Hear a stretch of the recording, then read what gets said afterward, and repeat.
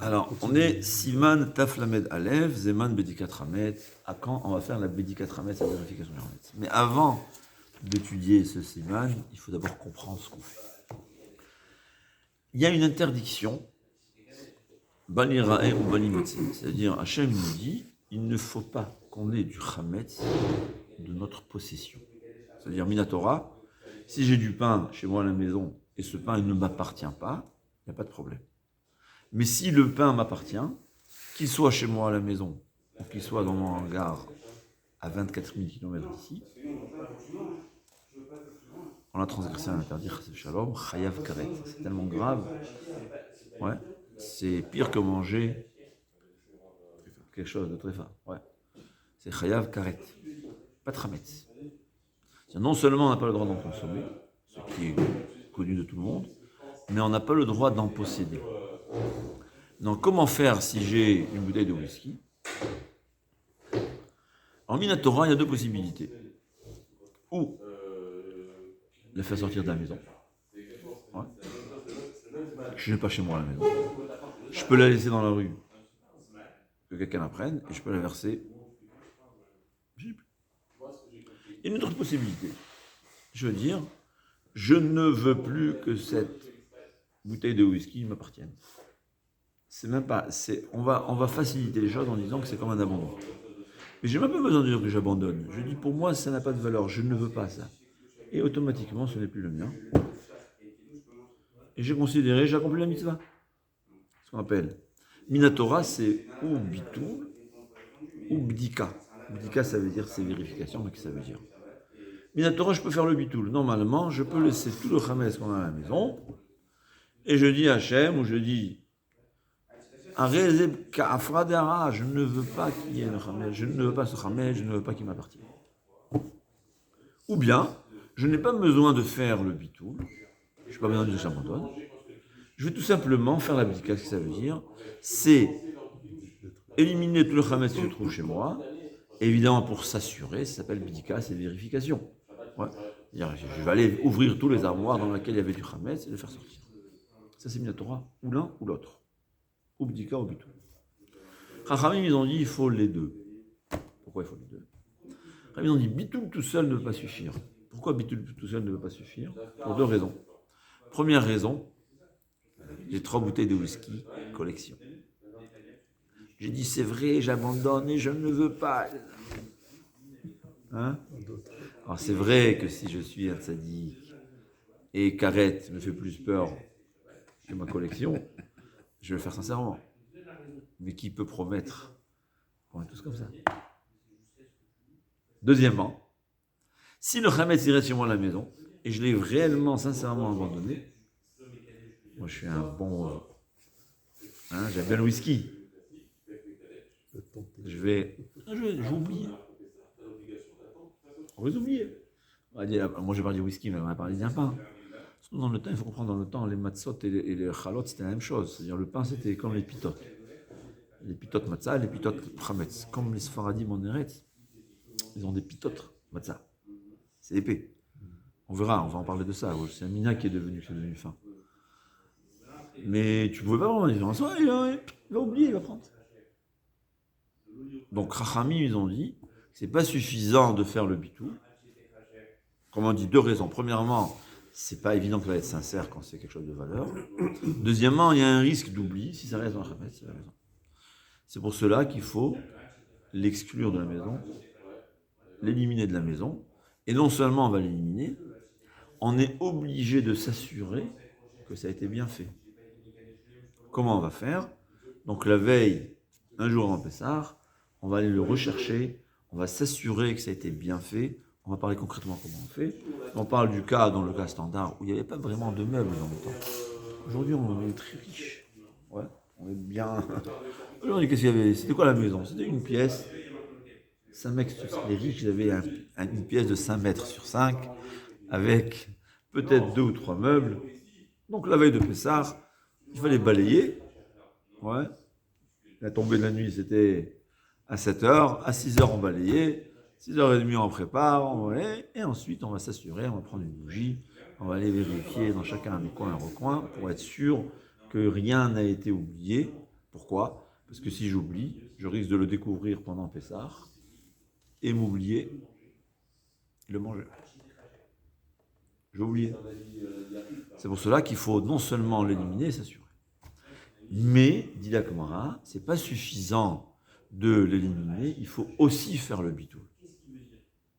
Et un homme doit comprendre, c'est ce que le Noussar qu'on dit après le bitoul, il faut comprendre, c'est la seule chose. Tu dis filote, même si on ne comprend pas ce qu'on dit, je vois il accepte. Mais là, c'est pas une prière. Je dis, Kol, Chamira v'Chamira Deka Birchoti, ça a été dit en araméen parce que dans le temps c'était dans le parler. Les Hébreux, les gens ne comprenaient pas. Mais il faut le comprendre en français. C'est une seule prière qu'il faut obligatoirement le faire en français.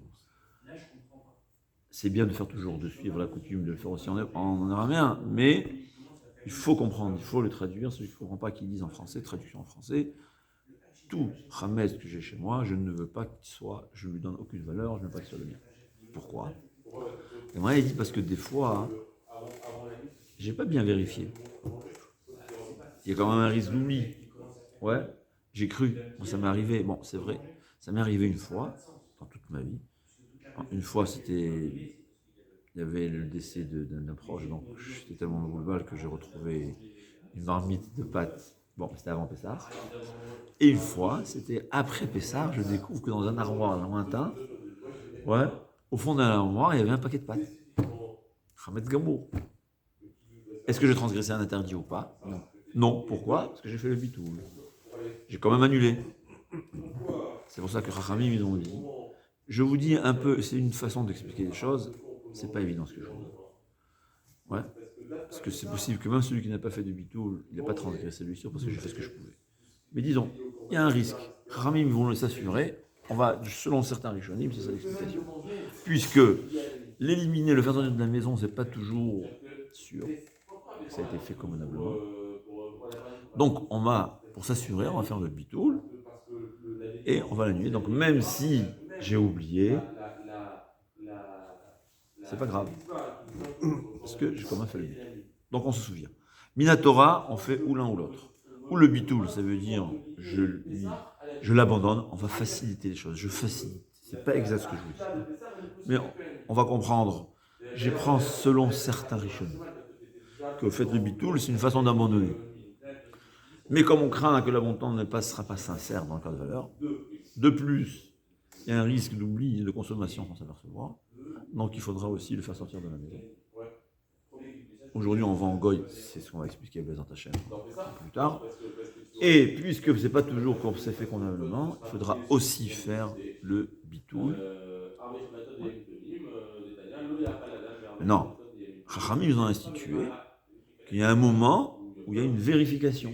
Comme on a dit, c'est pas suffisant. C'est double check, c'est que tout ce qui est très important aujourd'hui, soit dans une opération où le pilote, avant de voyager, on fait revérification. Est-ce que tout a été fait?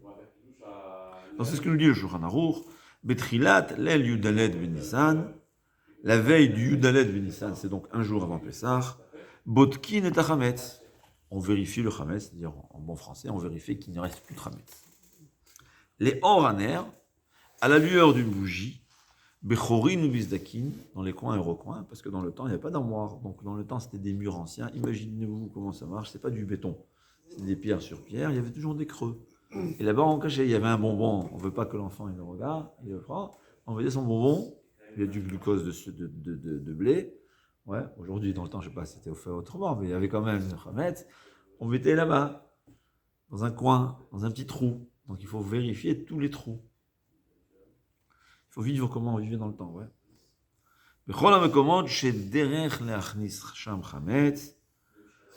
Là où on a l'habitude de faire rentrer le Hametz. Alors, déjà, on va s'attarder sur cette halakha, parce qu'il faut savoir concrètement aujourd'hui. Comment on le fait aujourd'hui. Alors, premièrement, est-ce que nos femmes, comme on dit, les Shedidan, les Tzadkaniyot d'aujourd'hui, ouais, après le travail de Pessah, est-ce qu'on a une obligation d'aller avec cette bougie et revérifier les coins et les recoins? Non, on n'a pas d'obligation. Pourquoi pas? Si, c'est pas, Pourquoi pas? c'est pas une tradition, c'est une obligation. Alors, concrètement parlant, C'est pas une il obligation, faut commencer. mais après, Vous savez, Rav Pinkus, Zecher Tzadik Vekadosh Livracha. C'est un Bachour Yeshiva. C'est quelqu'un de très grand en Torah, il a beaucoup fait. Il arrive à un Erev Pessah, à veille de Pessah. J'ai vécu avec les Américains. Oui. Les Américains, il n'y a pas de poubelle. Le porteur, c'est la poubelle. Bah, c'est une invention française, là, monsieur Poubelle, non? ouais. Alors pourquoi l'utiliser? Non, les Américains, on n'a pas les Français. J'exagère. Donc il arrive, ouais, il fallait faire Pessah. Il a dit qu'il a passé toute la nuit à nettoyer la maison. Il croyait qu'elle allait s'endormir. Il a fait un là, c'était incroyable. C'est-à-dire, comme il s'est investi dans une mitzvah coréenne, depuis, Yachem lui a ouvert l'esprit. C'est un des grands tzadikim de cette génération qui a beaucoup dévoilé dans la compréhension des mitzvot. C'est incroyable. Beaucoup de choses que je vous dis sans s'apercevoir, c'est Rav Pinkus. Et le pauvre, il est niftar la veille de Pessah, à l'âge de 55 ans. Je me rappelle, c'était une Levaya, on est tous partis à Levaya, c'était en l'an 2000. Voilà. C'était évident, ça aurait été... Bon, lui, sa femme et sa fille. Alors, il a commencé, voilà, c'est ce qu'il a fait. C'est nettoyer. Voilà. Premièrement, quel endroit il faut vérifier? C'est Makom chez Derech Lachnis Sham Chametz. L'endroit où on a l'habitude de faire entrer du Chametz. C'est bien l'habitude, même une fois par hasard. Comment il dit? L'endroit où on a engrangé dans le temps le vin. Puisque des fois, il nous manque du vin, on ne prévoit pas notre coup, il nous manque du vin pendant la Séouda.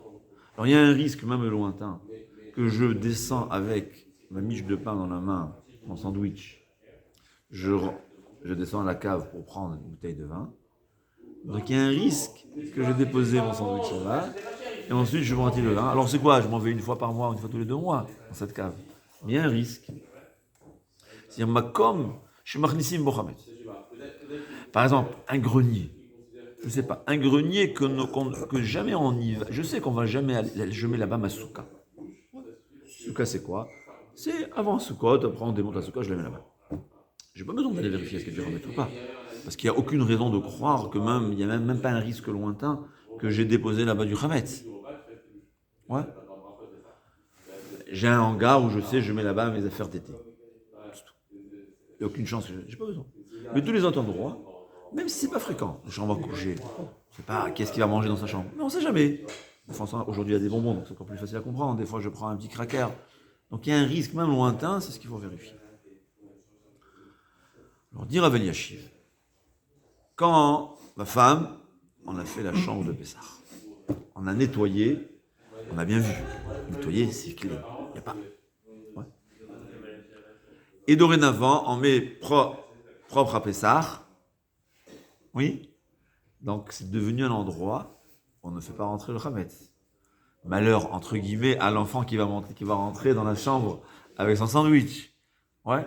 Donc, cette chambre-là, après le nettoyage, elle est devenue un endroit que dorénavant, on ne fait plus rentrer du Hametz. Donc c'est exempté de la vérification. Et il y a des poskim qui disent que le fait de nettoyer de A à Z, comme nos femmes tzadkaniyot font, c'est comme si j'ai nettoyé l'endroit, je sais qu'il n'y a plus de Hametz, et dès que j'ai déplacé le Hametz, dès que j'ai nettoyé la maison, je fais attention, j'annonce Kacher les Pessah. Donc on fait très attention de ne pas faire entrer du Hametz. C'est devenu comme une chambre où on n'a pas l'habitude de faire entrer du Hametz, on n'a plus besoin de vérifier. Donc ce qu'il faut faire, c'est s'assurer, c'est ce que je fais. Je passe avec ma femme, on fait aussi un double check, mais pas une revérification, est-ce qu'il y a du Hametz, une revérification, est-ce qu'on a véritablement nettoyé chaque tiroir. Bon, alors, ma femme, voilà, c'est ce que je fais. Ce tiroir, oui, ma femme est habituée. Ouais. Oui, on sait. On sait que voilà, on a revu tous les tiroirs, on s'est souvenu, on est re-rentré dans la chambre, on a rafraîchi la mémoire, et on sait, voilà, ça j'ai fait, ça j'ai fait, ça j'ai fait, ça j'ai fait. Mais si c'est une maison, ben, des fois, après accouchement, la femme n'a pas eu le temps de nettoyer, alors ce qu'il faudra faire, c'est prendre la bougie, et on verra qu'on pourra prendre une lampe, ouais, et véritablement vérifier. Et c'est pas facile, parce qu'on verra les poches. Hein, combien de fois t'as caché des bonbons dans ta poche? Il faut vérifier chaque poche, chaque tiroir. Parce que des fois, on sait très bien, on mange dans son lit aussi, des fois. Alors, et la camarade dit, personne ne peut dire, je me souviens que j'ai jamais mangé dans ma chambre. Elle dit, c'est pas comme ça. Parce que milta de l'oramia date, milta de l'oramia aledi, lavadate, quelque chose que je ne suis pas toujours. On peut faire attention. Ouais, alors, je ne veux pas dire que le lendemain de Sukkot, je pense au Khamet. Bien que je fais un peu attention, c'est vrai, mais je ne fais pas toujours très attention. Donc je ne peux pas dire que je me souviens que j'ai jamais fait rentrer, parce que comme on l'a dit, c'est pas quelque chose qui me tient à la tête, donc je peux me croire que je me souviens que j'ai pas fait alors que je l'ai fait. Donc la halakha elle est que normalement quelqu'un qui n'a fait aucun nettoyage, on est obligé de vérifier chaque tiroir, chaque poche de lit, chaque étagère. Là où il y a un risque même lointain, du Hametz, et là où il y a des enfants, c'est comme ça. Si je sais que toute cette année, mais qui va savoir? On ne peut pas se souvenir de ça. Donc, on peut faciliter les choses. Bon, aujourd'hui, on vit comme des rois avec 5 ou 6 pièces ou 3 pièces, peu importe combien. Ouais, 110 mètres carrés. Si vous voyez dans la Gemara ce que c'était dans les maisons, à 10 mètres carrés, c'était, non, 5 x 5, ouais. 10 mètres carrés, c'était riche. Quand je dis, construis-moi une maison, c'était une chambre. Une chambrette de combien? 4 amos, c'est le minimum. Et j'ai fait 5, ouais, je crois le maximum, si je me souviens bien, c'est les palais, c'est 10 amos sur 10 amos. Vous savez quoi? 5 mètres sur 5 mètres, c'était ça la maison d'une personne. Ouais, pas chef. Fait 25 mètres carrés. En Israël, les plus petites maisons, c'est 35 mètres carrés. Ça va. Les plus petites d'aujourd'hui, qu'on se plaint, 35 mètres carrés. Bon, c'est vrai que les toilettes étaient à l'extérieur. C'est vrai qu'on faisait la lessive à l'extérieur. Moi, aujourd'hui, j'ai la machine à laver. Alors, ça va, on va rajouter encore 10 mètres carrés. Hein, c'est 35 mètres carrés. Voilà. Alors, tu peux t'imaginer que c'est faisable. Mais aujourd'hui, c'est pas faisable. Tu es obligé de te préparer à l'avance, de nettoyer. Et une fois que j'ai nettoyé, je mais quand même, Minag Israël Torah. Il y a qui disent, Rav Falk Zecher Tzadik Livracha, il disait, c'est bien, même 2 semaines avant, j'ai nettoyé, prendre une lampe, parce qu'on verra que Mika a dit. Le mercredi, j'ai fait la chambre à coucher. Le soir, je vais prendre une lampe et je vais vérifier quand même, à la lueur d'une lampe, qu'il ne reste pas du Hametz. Comme ça, j'accomplis le Takanat Chachamim. Ils disent comme ça. Donc, en réalité, il y a 3 avis différents. Il y a l'avis des grands tzadikim, que leur bdikat Hametz dure 3, 4, 5, 6 heures. Ils vérifient comme si ça n'a pas été nettoyé. Ouais. La coutume de la majorité de l'Am Israël, c'est comme je vous ai dit, comme Rav Yashiv dit, qu'on considère qu'une fois que la maison a été nettoyée, que la chambre a été nettoyée, c'est un endroit que je suis certain qu'il n'y a pas de Hametz. Et puisque dorénavant, je fais attention de ne pas faire entrer du Hametz, c'est comme Makom, She'en bo marnisim Hametz. C'est une chambre qu'on n'a pas fait entrer du Hametz. Mais, ce que je considère qu'il faudrait faire, ça c'est ce que je le fais personnellement, que je n'ai pas vu, mais je suis sûr que c'est ce qu'il faut faire, c'est quand même revérifier avec la chef de maison. On a dit que la femme c'est la maison. Ouais. Est-ce que on n'a pas oublié? Parce que peut-être qu'il y a un tiroir qu'on a oublié des fois. Ça peut arriver. Il faut quand même revérifier qu'on a réellement nettoyé, on va dire, chacune.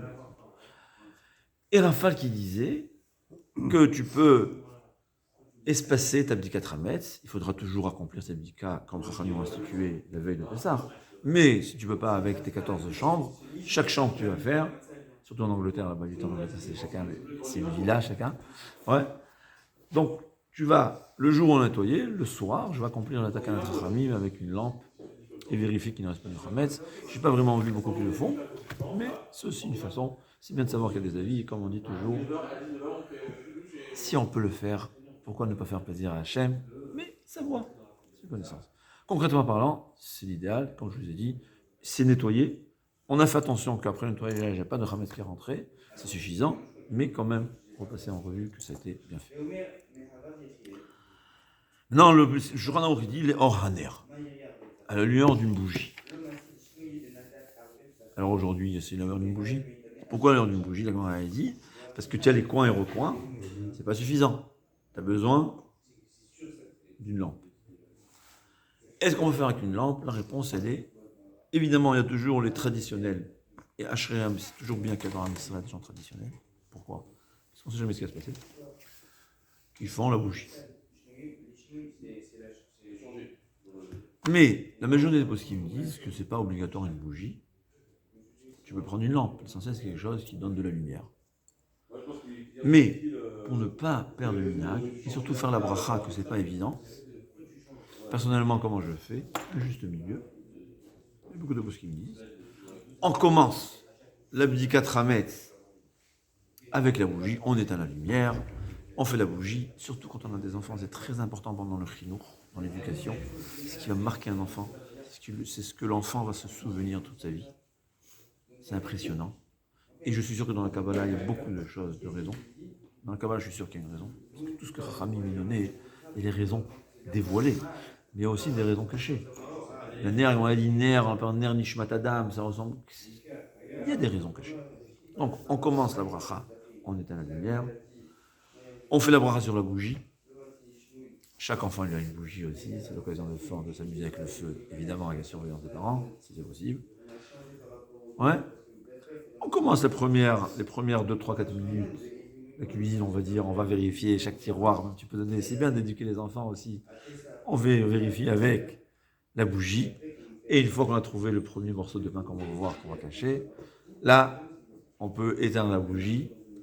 On allume la lumière. Là aussi, il y a quelques discussions. On peut allumer la lumière. Et c'est l'occasion d'offrir à chacun de ses enfants une lampe. Ouais. Et ensuite, on continue avec le feu artificiel. C'est aussi valable. C'est comme ça que je fais. C'est un juste milieu. Dans la Torah, vous trouvez toujours des avis. Il y a tous les avis dans la Torah. Ouais. Il y a ceux qui disent que tu peux faire la bracha, la lumière allumée avec la bougie, avec une lampe. Il y a qui te diront non, non, chas v'shalom, la bougie. On a combiné les deux. On construit. C'est bien de rester au minag. C'est bien de rester comme nos ancêtres ont fait, surtout qu'il y a toujours des raisons qu'on ne comprend pas, parce qu'on n'est pas des Mekoubalim. Et ensuite, on peut être pratique et utiliser aujourd'hui le moyen que Hachem nous a envoyé pour faire mieux les choses. C'est comme ça que je fais, et c'est le juste milieu qu'on va faire. On arrête tout là.